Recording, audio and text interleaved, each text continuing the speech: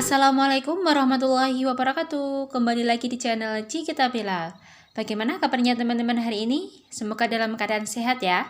Oke, pada video kali ini kita akan membahas mengenai tanggapan dari pemerintah tentang usulan DPR RI yang menginginkan pengangkatan guru honorer menjadi PNS atau P3K tanpa melalui tes. Oke, sebelum kita simak bagaimana informasinya, silahkan teman-teman klik tombol subscribe, tekan tombol loncengnya, like, komen, dan share sebanyak-banyaknya ya. Oke, dikutip dari CNBC Indonesia, ide DPR, setujukah pegawai honorer diangkat PNS tanpa tes? Judulnya seperti itu ya. Nah, di sini nanti kita akan menyimak bagaimana tanggapan dari pemerintah mengenai hal tersebut. Pegawai honorer, pegawai tidak tetap hingga tenaga kontrak bekerja di instansi pemerintah secara terus-menerus diusulkan oleh Komisi 2 DPR untuk bisa diangkat menjadi PNS atau aparatur sipil negara atau ASN tanpa melalui tes. Jadi di sini kan kemarin banyak kabar beredar bahwa DPR ini mengusulkan untuk tenaga honorer yang terutama usianya 35 ke atas itu untuk diangkat menjadi PNS atau ASN tanpa melalui tes. Nah, ternyata hal tersebut mendapat respon dari pemerintah. Wakil Ketua Komisi 2 DPR, Samsul Rizal, menjelaskan usulan tersebut merupakan salah satu poin yang diusulkan legislatif melalui rancangan undang-undang sebagai revisi Undang-Undang Nomor 5 Tahun 2014 tentang ASN. Pengangkatan tenaga honorer pegawai tidak tetap, pegawai tetap non-PNS, pegawai pemerintah non-pegawai negeri, dan tenaga kontrak yang bekerja di instansi pemerintah secara terus-menerus, serta diangkat berdasarkan keputusan yang dikeluarkan sampai 15 Januari 2014. Wajib diangkat menjadi PNS secara langsung, dengan mempertimbangkan batas usia pensiun, ujar Samsul Rizal saat rapat kerja dengan pemerintah mengenai RUU ASN pada Senin 18 Januari 2021 kemarin. Pengangkatan PNS menurut pandangan Komisi 2 DPR bisa dilakukan dengan menggunakan atau melakukan seleksi administrasi berupa verifikasi dan validasi dokumen. Pengangkatan PNS menurut Komisi 2 DPR perlu diprioritaskan pada masa kerja dan bidang tertentu. PNS, kata Samsul Rizal, juga perlu untuk mempertimbangkan masa kerja, gaji, pendidikan, dan tunjangan yang diperoleh. Menurutnya, pengangkatan PNS tanpa tes harus dilakukan oleh pemerintah pusat. Tenaga honorer dan sejenisnya diangkat menjadi PNS oleh pemerintah pusat. Dalam hal tenaga honorer dan sejenisnya tidak bersedia diangkat menjadi PNS, maka diangkat menjadi PPK atau pegawai pemerintah dengan perjanjian kerja. Ini menurut Samsul Rizal. Menanggapi hal tersebut, nah ini tanggapan dari pemerintah dari Menpan RB gitu ya. Menanggapi hal tersebut, Menpan RB Cahyokumolo mengatakan aturan mengenai tenaga honorer di lingkungan kementerian dan instansi negara telah berakhir pada tahun 2014. Sementara tahun 2015 hingga saat ini pemerintah sudah detail menyelesaikan dan bahkan memutuskan untuk melakukan pengangkatan sebanyak 51.000 pegawai pemerintah dengan perjanjian kerja atau P3K. Honorer ini kita jawab, pada tahun 2019, 51.000 diangkat menjadi P3K di tengah pandemi, termasuk rekrutmen 1 juta guru. Ini bagian usaha-usaha pemerintah untuk menyelesaikan honorer. Penjelasan dari Cahyokumolo. Lebih lanjut, Cahyo mengatakan usulan terkait pengangkatan tenaga honorer, penerimaan PNS, dan P3K harus dilaksanakan melalui penilaian yang objektif berdasarkan kompetensi, kualifikasi, kebutuhan instansi pemerintah, dan persyaratan lainnya yang dibutuhkan. Adapun pejabat pembina kepegawaian atau PPK, kata Cahyo juga dilarang mengangkat tenaga honorer atau sejenisnya. Hal ini sesuai dengan peraturan pemerintah nomor 48 tahun 2005. Pengangkatan dimaksud secara langsung bertentangan dengan prinsip sistem merit dan visi Indonesia Maju dalam upaya meningkatkan daya saing bangsa, kata Cahyo.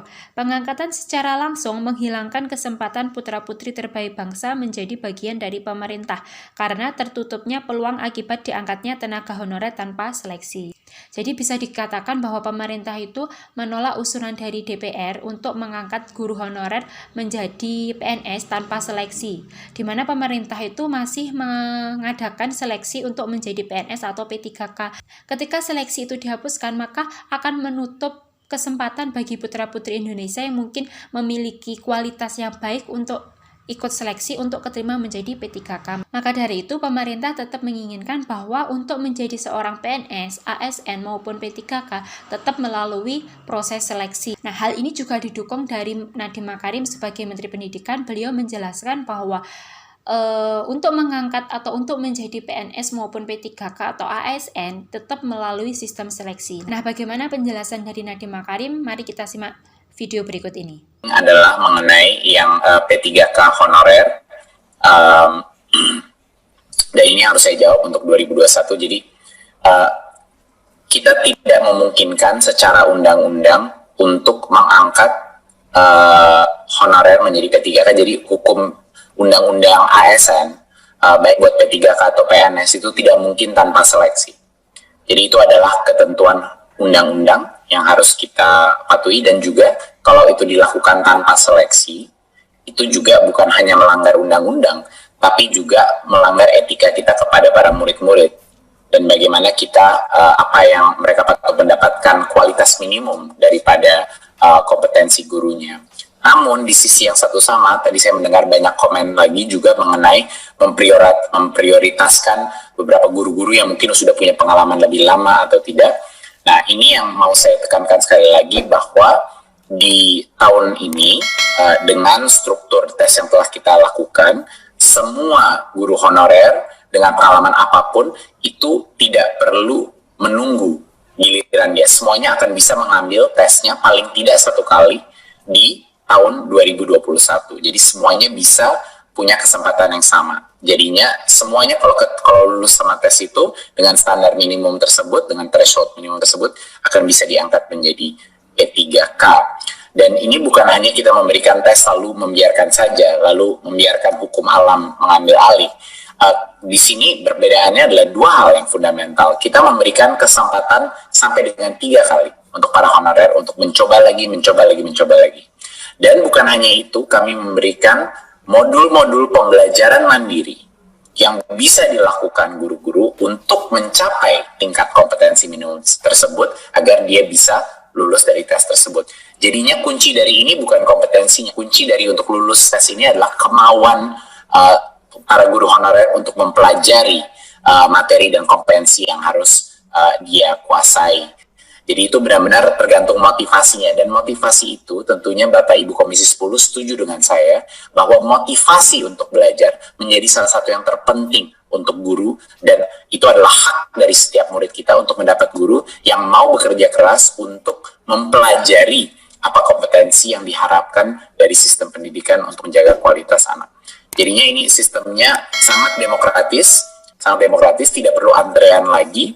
Bisa beberapa kali mengambil, kalau tidak di 2021, di 2022 bisa sampai dengan 3 kali bisa mengambil tes ini, dan juga disediakan modul-modul pembelajaran untuk belajar secara mandiri, untuk membantu semua guru untuk mencapai level minimum tersebut. Ini bukan level yang maksimum atau yang ideal, ini adalah level minimum yang kita harapkan dari guru-guru kita untuk menjadi ASN, dan tentunya sesuai undang-undang tidak mungkin tidak ada seleksi. Undang-undang memandatkan kita untuk mengadakan tes seleksi. Nah, itulah tadi beberapa informasi mengenai respon pemerintah terkait usulan dari DPR yang menginginkan guru honorer itu untuk diangkat menjadi PNS tanpa melalui tes.